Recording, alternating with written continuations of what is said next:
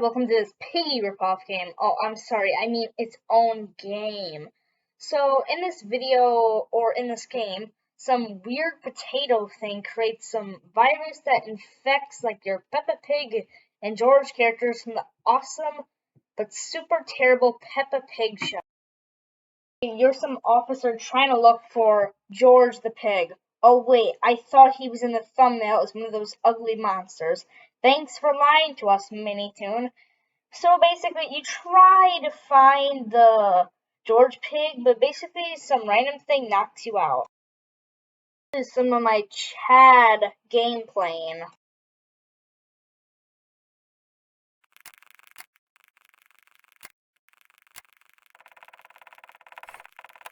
But sadly, due to my awesomeness, the piggy character killed me. And after many attempts of trying to complete the first chapter, I made one victory. You can skip over it if you want to.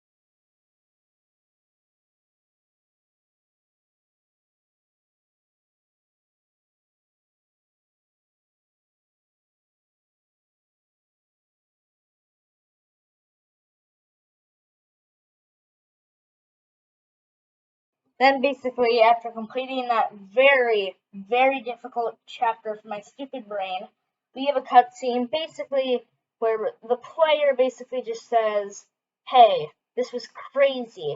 I need help, and I need to go to a station, and that's where chapter 1 ends off, and chapter 2 is about to start. I went into chapter 2, and the game was pretty boring because the entire time the piggy AI was really stupid, and I was really close to dying many times, but somehow I did not die, which I found pretty annoying. I should probably find it good. Finally, after 5 minutes, I finally escaped and had to fill up a car with gas. A minute, I went into a random guy's car. So much.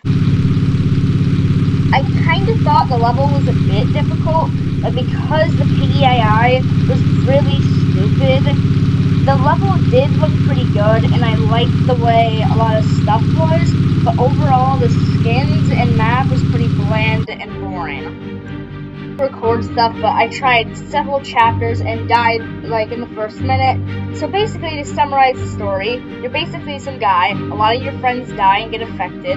It's such a fun ride. And then this random plum betrays you. Like, whoa! It was so boring and it really was so much fun. I screamed.